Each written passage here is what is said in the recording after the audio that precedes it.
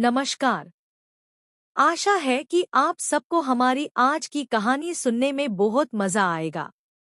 कहानी का शीर्षक है अदृश्य यात्री। सर्दियों की एक ठंडी रात थी।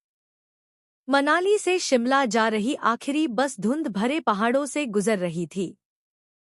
बस में कुल 7 यात्री थे, जिनमें एक था रोहित, एक घुमक्कड़ फोटोग्राफर।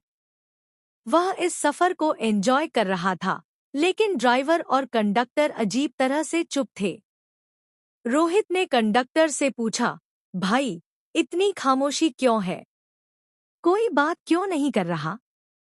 कंडक्टर ने धीमे स्वर में कहा, यह रास्ता थोड़ा रहस्यमयी है। रोहित हंस पड़ा, ओह, तो ये कोई भूतिया किस्सा है। कंडक्टर कुछ नहीं बोला, बस आगे देखने लगा। बस धीरे धीरे घने जंगलों से गुजर रही थी।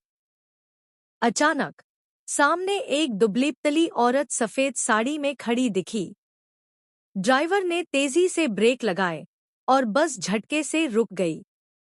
औरत ने धीमे कदमों से आगे बढ़कर दरवाजा खटखटाया।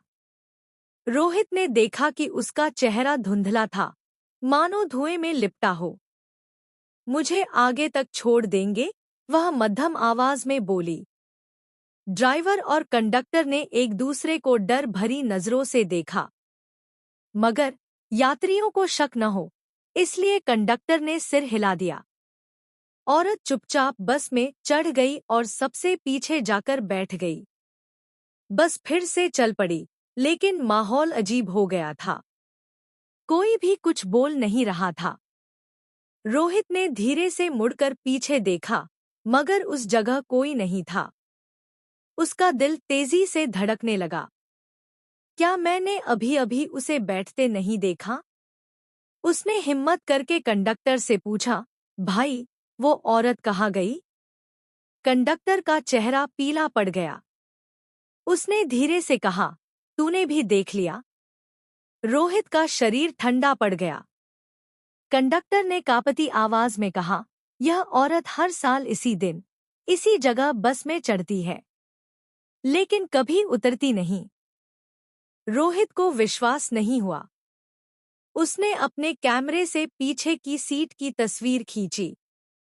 जब उसने फोटो देखी, तो वहां एक धुंधली आकृति थी, बैठी हुई, मगर चेहरा पूरी तरह काला और धुंधला।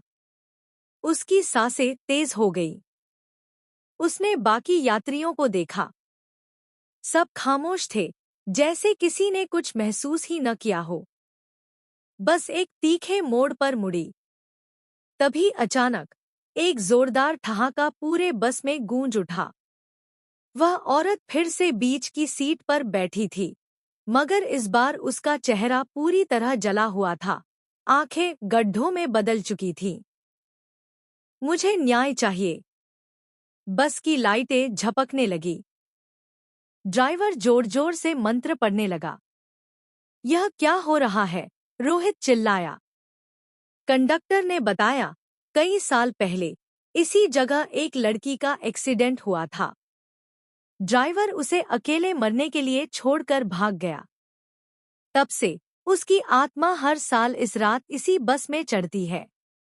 रोहित के रोंगटे खड़े हो गए। अचानक बस तेजी से हिलने लगी, मानो किसी ने उसे पकड़ रखा हो। यात्रियों की चीखें गूंज उठीं।